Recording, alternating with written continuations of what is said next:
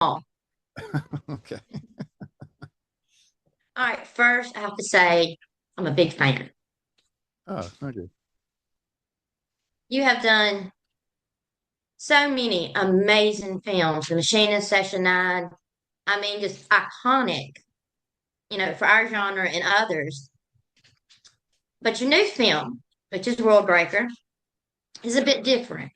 Hmm. It still has that dark and gritty aspect to it, but it's lovely in so many ways. Mm. Yeah. Well, I mean, I think as a storyteller, um, you're always trying to kind of tell different. I mean, I personally, I like to tell different kinds of stories. As I move through my career, and as and I have, and always looking for maybe a new angle to tell maybe a slightly familiar genre story. In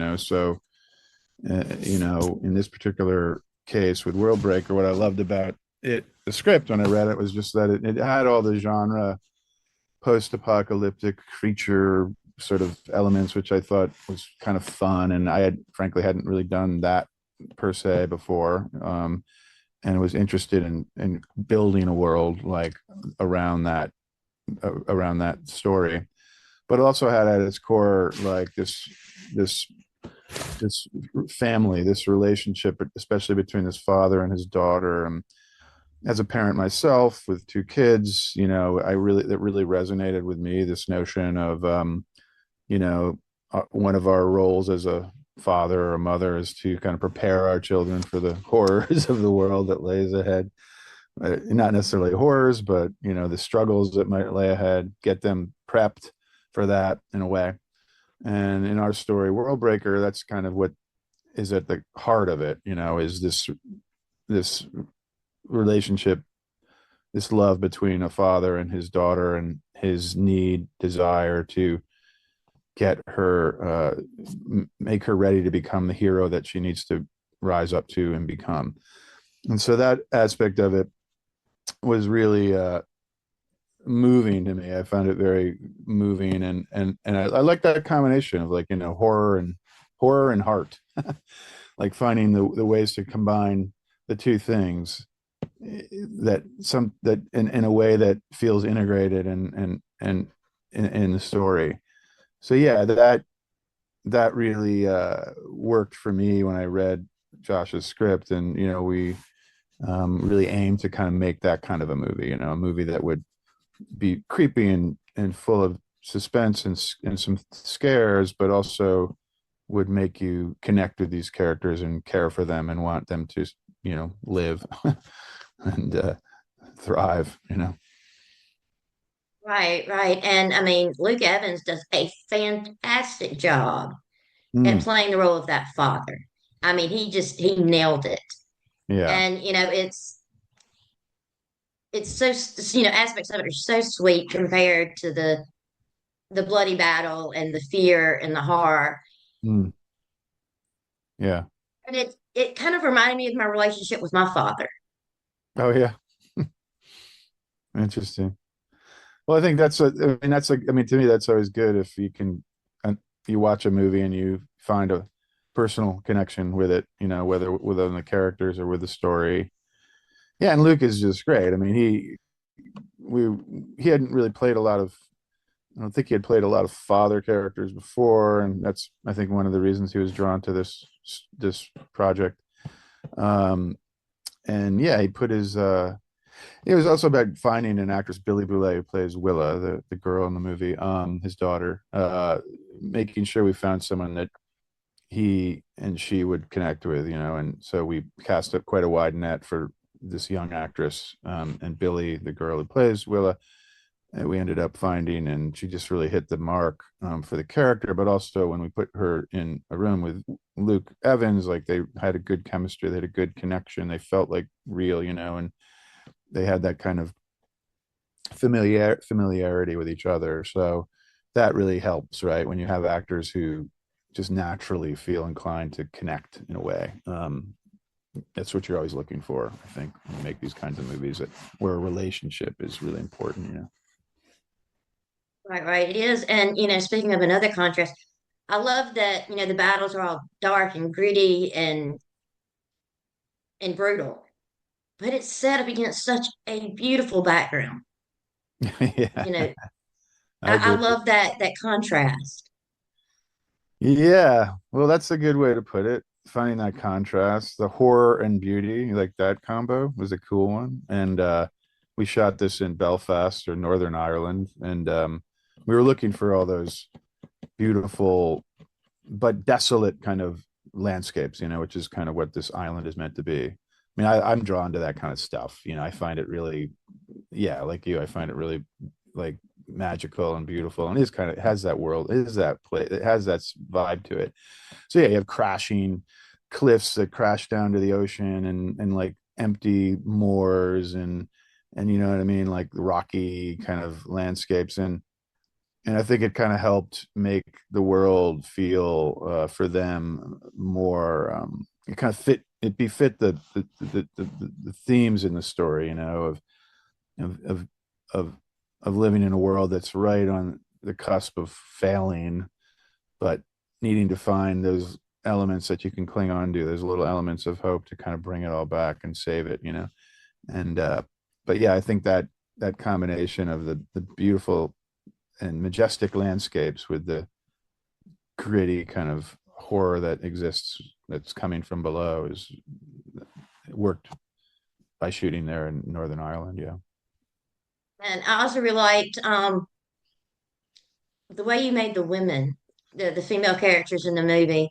They're tough and hard, and especially with Mila Jovovich's character, Mm, because she yeah. almost seems like a comic book hero. Yeah, I think that was intentional. It's like,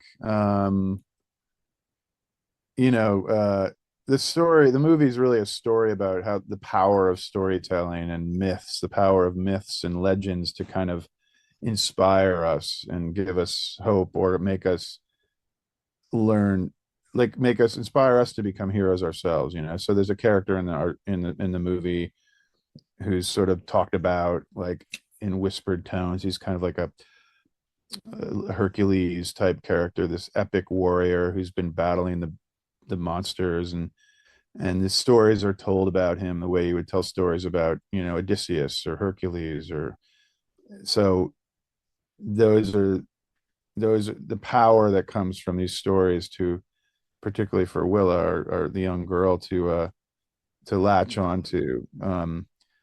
It was, I found, really interesting. And the mother character, Mila's character, is sort of, because she's absent through most of the movie. She goes off to fight in the battles off in the hinterland.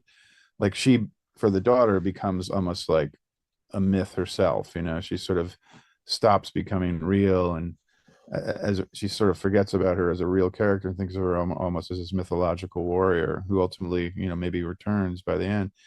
So like, yeah, I think the idea was to make them, and also the fact that they're, the women who are the warriors in this particular story are wearing like, armor and have swords, and they're kind of like, we're trying to kind of, that wasn't in the script. That was just a choice because I thought it'd be interesting to do something where it's the world is not like necessarily our world. This story, it's set in a kind of quasi, somewhat fantastic world. It's not, everything's not exactly like it is in our world. They don't have cell phones and computers and things like that. It's kind of like a slightly heightened reality, our story.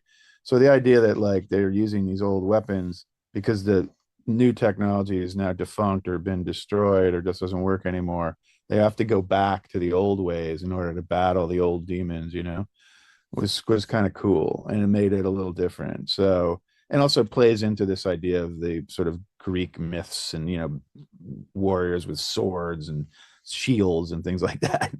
So yeah, we like the idea of like of mixing and matching the sort of technologies in the story to make it seem like different and weird and different and strange. So it's not like a world or a social. It's not a world you can immediately like 100% identify with it. It's like slightly different than our world, a world where these monsters can exist and battle humans. Yeah, so that was all kind of part of the idea. Make it giving it taking it also taking these post-apocalyptic stories, which are, we so many of them these days. How to do something that felt a little different, a little off the beaten path, was maybe intentional, I think. Right, right. And speaking of monsters, can you tell us a little bit about the monster design? Well, the movie's called Worldbreaker, and the monsters in the movie are called breakers because that's what they're doing. They're destroying the world. They're breaking it apart. And for no apparent reason. They don't have any motivation other than just to break shit and just destroy things. They're just sort of the epitome of just these predators. They're just killing machines. They've come from below. They're sort of, at least as far as we're told, they're creatures that have kind of been festering or incubating or hibernating below the earth, and now with the melting of the ice caps and things like that, like global warming has kind of unwittingly unleashed them upon the planet. So it's almost like they're here because of our own mistakes in a way. Our own, we've created our own undoing in a way in the story. So these breakers, these monsters are kind of like, I don't know what that was kind of the fun thing about the movie, was trying to design these things and thinking about it like in a real like biological sense. Like, what would these creatures look like if they lived below the earth? And they're kind of like cicadas that are only come out every so many millennia, or centuries or something. Other than that, they're kind of incubating underneath the planet, so they're kind of insect like arachnid type creatures, but they also have like oddly a human like quality, almost like they're another species of hominids that has been evolved completely separate from ourselves, but in the caves and caverns and the world below the earth. So that was kind of the launching off point for how to create these things and make them into these scary things, big like killing machines. And so, yeah, so that part of it was fun, and I had never, as a filmmaker, I'd never really done that kind of thing before. So I kind of really was psyched about that. That was really fun. How to create monsters. I mean, growing up, I always loved monster movies. I mean, who didn't, right? But I'd never really done one. So for me, this was kind of a cool thing to go, a cool path to go down. Right, it was. And I like the bigger monsters, the you call them hybrids. Those were creepy. Yeah, the I like hybrids those. were kind of like the idea in the story is that if you're infected or or bitten by or whatever, cut by these breakers, that you then your human DNA and their DNA combine to create like a mutant. You become a mutant. It's almost like you transform or metamorphosize into a hybrid type creature. So that's another, like, sort of thing that the humans have to contend with. Um, the idea of being infected and becoming something else, which like a kind of body snatcher type idea, which to me was really creepy. Um, so yeah, we tried to create a scenario in which like humans really didn't have much of a chance. You know what I mean? They're definitely battling against the odds. So Willa's character and her mother and the warriors that are fighting these to stave off the extinction of the human species are really they have like their job cut out for them. And I think that's sort of, part of what, keeps it exciting. Like, are they going to succeed or not? Like, we'll see. Right. Right. Well, that's fantastic. I know we're just about out of time, but I'm going to ask you a really simple question that may be difficult. If you could Okay. describe this film in 4 words, what would they be? 4 words. 4 words. Do they have to, like, the words have to connect, or are they just four arbitrary Just words? 4 words to describe the film. All right. Hopeful, yeah, emotional, uh, um, uh, creepy, and thrilling. Great words, great decisions. Those fit it definitely. I really enjoyed it, and it kept me hooked through the whole thing, which doesn't happen a lot these days. You're right. Yeah, I know. So, but like I said, I really enjoyed it. I think it was great, and it's very interesting. It's different from what we've gotten before, which is always a big plus. Yeah, well, that's what you aim for. Try to be a little different for sure. I thank you so much for taking the time to talk with us. Yeah, Watch Worldbreaker in theaters on January 30th. And visit horrorfuel.com for more horror, thriller, and true crime news, reviews, and interviews.